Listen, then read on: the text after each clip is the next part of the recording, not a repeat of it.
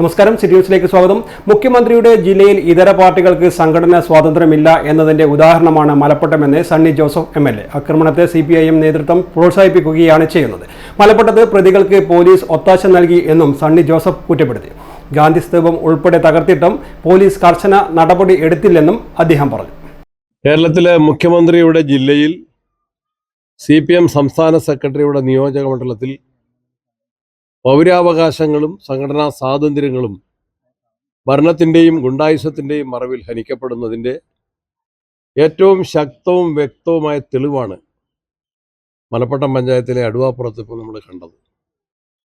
കോൺഗ്രസ് പ്രവർത്തകർ സ്ഥാപിച്ച രാഷ്ട്രപിതാവിൻ്റെ സ്തൂപം CPM പ്രവർത്തകർ തകർക്കുകയും ആ സ്തൂപത്തിൽ തന്നെ രാജ്യത്തിൻ്റെ ഐക്യത്തിന് വേണ്ടി ജീവൻ ബലിയർപ്പിച്ച ഇന്ദിരാ പ്രിയദർശിനിയുടെയും ലോക സമാധാനത്തിൻ്റെ ബലിക്കല്ലിൽ ജീവൻ ബലി കൊടുത്ത രാജീവ് ഗാന്ധിയുടെയും ഫോട്ടോകളുണ്ടായിരുന്നു. ഈ 3 ഫോട്ടോകളുമാണ്, സ്തൂപങ്ങളാണ് CPM ഗുണ്ടകൾ തരിപ്പണമാക്കി തകർത്ത് നാമാവിശേഷമാക്കിയത്.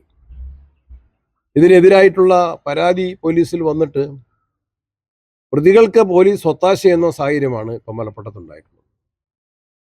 CPMൻ്റെ നേതാക്കന്മാർ പരസ്യമായിട്ട് കണ്ണൂർ ജില്ലയിൽ എവിടെയും ഗാന്ധി പ്രതിമ സ്ഥാപിക്കാൻ അനുവദിക്കില്ല എന്ന് പരസ്യമായിട്ട് ഒരു ജില്ലാതല നേതാവാണ് വെല്ലുവിളിച്ചത്.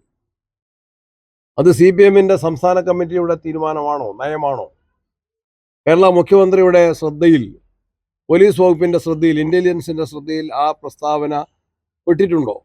CPM സംസ്ഥാന സെക്രട്ടറിയുടെ നാട്ടിൽ ഇതാണ് അനുഭവമെങ്കിൽ എങ്ങനെ ജനാധിപത്യവും പൗരസ്വാതന്ത്ര്യവും നിയമം അനുശാസിക്കുന്ന ഭരണഘടന നൽകുന്ന സംഘടനാ സ്വാതന്ത്ര്യവും എങ്ങനെ കേരളത്തിൻ്റെ മണ്ണിൽ ഉറപ്പുവരുത്തും? മുഖ്യമന്ത്രി ഉത്തരം പറയുക തന്നെ.